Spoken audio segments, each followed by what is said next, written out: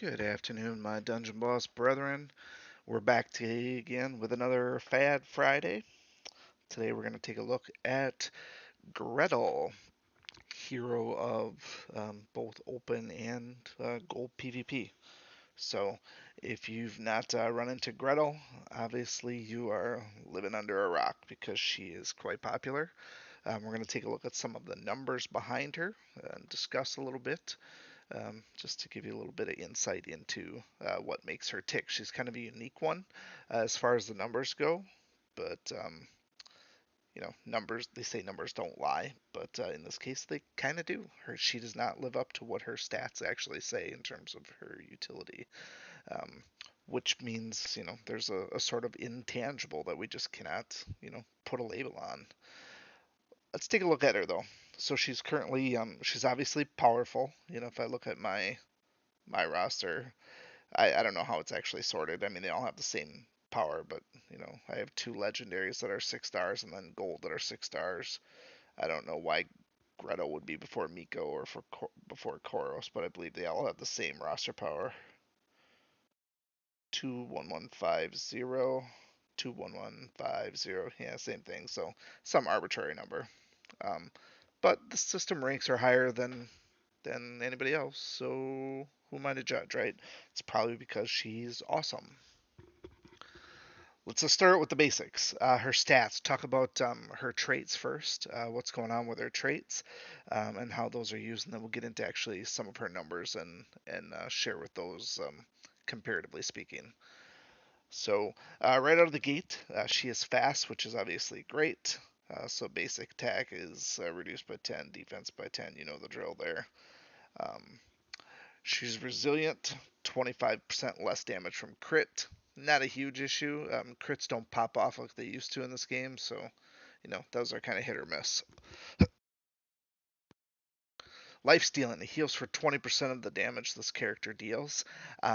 Ultimately, pretty minimal. She doesn't deal a ton of damage. She's not around to do damage. So while she does indeed heal, it's minuscule. So she does have pretty high skill for a caster. But again, this is not anything that you're hitching your wagon to.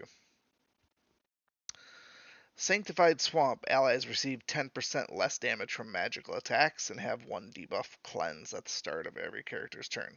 10%, I know it's not much, but any type of damage mitigation, especially in PvP, is warranted, especially if you don't have to do anything for it.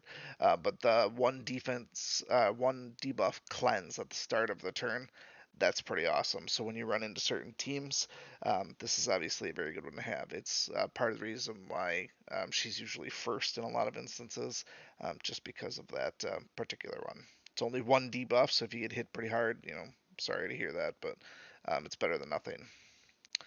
Toady Toadstools increase the skill and defense by 5% for all goblin allies and nature allies. Truthfully, she does not pair well with goblins and nature very often. In campaign, she obviously would, but in PvP, she's not in the same league as Nub Nub, and she is not used with Bramble. Bramble's not used anywhere. And there just truthfully aren't that many nature heroes that gets used, and so this ultimately doesn't do much. Um, but you can see that she's her own ally here, so she gives it to herself. So nice little buff there. So interesting little piece about this, the 5%, because she has extra skill to boost with that. Notice it rounds up to 6%. That's kind of the hidden benefits of a high level skill, if you will. So, but again, we don't really put much into skill because it's such an ambiguous stat. Without the damage calculations and the healing calculations, we actually don't know what skill does for any particular hero. Her last trait then, and keep in mind these traits are basically all well, these green ones are unique traits. Nobody else has anything even close to that.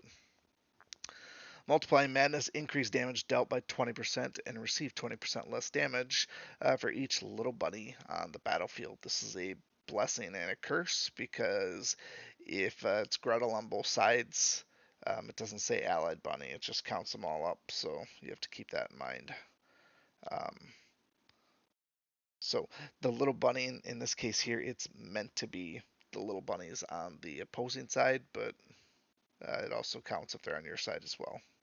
So, good way for her to get a little bit of damage buff because she does not have a ton of damage as it is.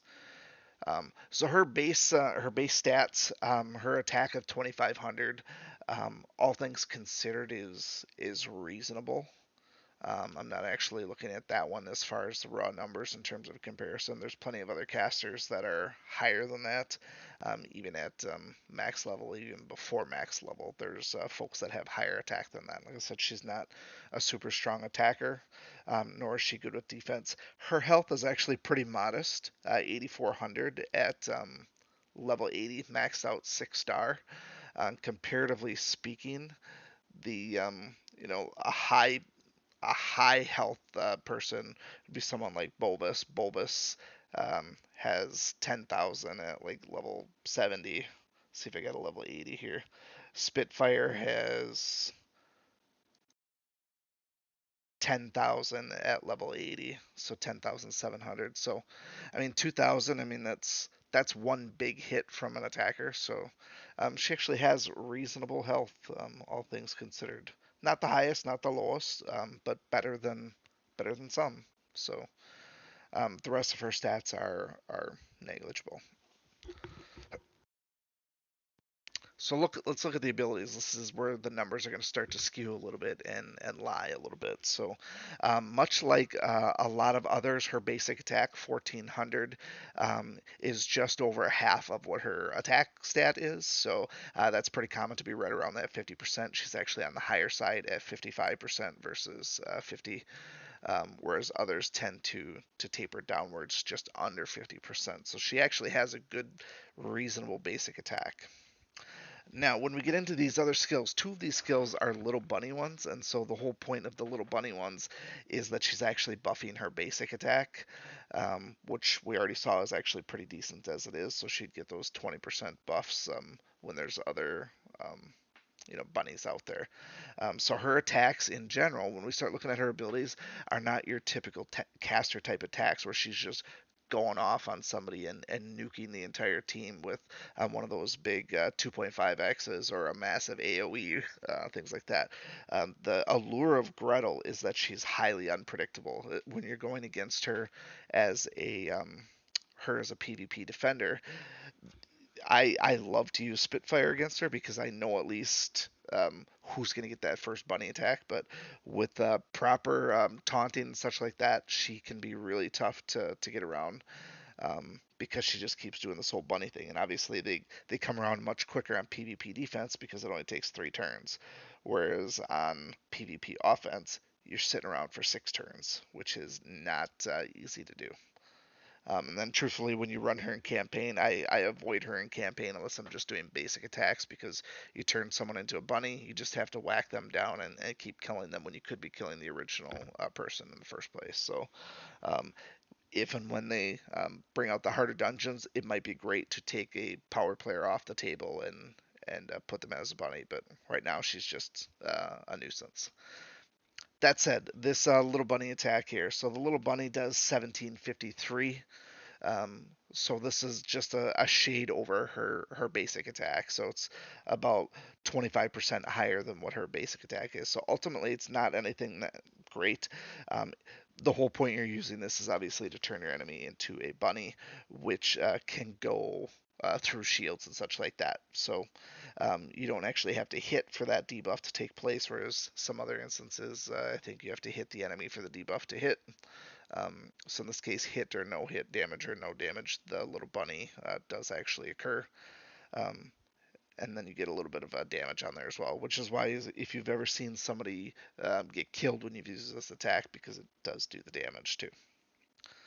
Um, in terms of her actual damage output, this Bayou Boogie, technically, if you want to get technical, this is her 2.5x attack. But the thing is, it's random, so you do get to pick the first one, but 2 random enemies at that point. So the best part about this, truthfully, is the stacks of evading, because that will ultimately help you. Um, The stacks of evading aren't that great. I mean, you get an extra couple of percent, but it's not anything like you see with Ella, for example, where she just dodges everything. So while this is her most powerful attack, it's ultimately kind of nothing. It works great when you're down to the last hero and you're going against a water hero, then it starts to actually hit. Otherwise, it's just minuscule. And the other portion of her utility is also ultimately this for my next trick. Another low level attack that's really just barely more than, actually, it's less than her basic attack. So, but the whole point of this one is to basically polymorph the entire defense. And so, doesn't really work to wipe the entire team, but this is how you focus fire on one particular enemy. Truthfully, I use the bunnies to get rid of taunts. That's how I use Grettle for the most part. But that's what makes her so unique is that she's this powerful hero, but the numbers themselves don't really matter that much. So when we look at her overall base stats, for example, like her attack is one of the better ones. So in terms of attack, compared to her level, her attack at 6 stars and maxed out um, is about 20th in rank. So there's, what is there? There's 80 heroes, 76 heroes right now. So there's 76 heroes. She ranks about 20th in terms of attack versus level. That's pretty good. She's a caster. She should have a very high attack. Her defense and her health are upper 40s, so she's almost all the way at the bottom in those particular categories. So she can die easily because she has lower health comparatively speaking and lower defense comparatively speaking. But her utility just trumps that so very much because like I said, if you get a good taunter out there, it's hard to kill her. And on PvP defense, it's extremely annoying because you have to somehow kill her in 3 turns, or she does that for my next trick, and your entire team just gets absolutely demolished. So, like I said, I like to use things like Spitfire against her if I'm able to. It controls where she's able to do her first ability, and then you'd usually need someone like Miko to get rid of taunts and or shrouds, things like that. And then obviously she is very susceptible to Koros. Koros can wipe her actually pretty good. So you do need a good team for her to work with on PvP defense. Thing is, she's always great for a opener on PvP defense, but as of right now, so many people want to use Koros for opening PvP defense, mixing and matching between this, and even honestly, with Miko as opener in PvP defense. All three of them are really great ones, so you have to kind of pick your battles and choose what you're going for. Um, but all things considered, she is great for PvP attacks as well. Mostly if you can guarantee that you're going to stick around for a few turns, because you'll get the first little bunny attack unless you're going against a PvP defense that has Koros opening, at which point you're going to lose energy and not be able to do that. So I also take that in consideration in terms of where she falls in my lineup. Sometimes she wouldn't normally be first, but if their Koros is second, she immediately gets bumped up to first unless there's somebody else force taunting, like a Gortusk, for example. I don't see a lot of Spitfires that I go against. I'm kind of unique in terms of actually using Spitfire. Most people will prefer Gortusk to Spitfire, but I like Spitfire because Spitfire has silence, and Gortusk, I don't know, Gortusk kind of sucks. I know I used him yesterday, but that's that. Um, so, like I said, the numbers themselves for Gretel, you really just can't quantify her with numbers. She's just too intangible, and these little bunny things, like I said, it can be extremely unpredictable when you're going against her on PvP defense if you don't have a well laid out plan to actually dispatch her early. And in some cases, you just don't have the ability to do so, and those are raids that you ultimately skip in favor of keeping your streak alive. So if you have any great Gretel stories about one of those things where you just pulled something out of your ass and you never saw it coming, and it was the greatest comeback victory of all time, anything like that, I would like to hear what your experience has been with her. She's obviously done some great things. You time it out just right, and she dismisses a taunt or something odd like that, and she can turn the tide at really any point. So, would love to hear your stories about her. Otherwise, that's all that I got for today. As always, thanks for watching, and we'll see you again next time. Thank you for watching, and remember, I make YouTube videos for the American working man, because that's what I am, and that's who I care about.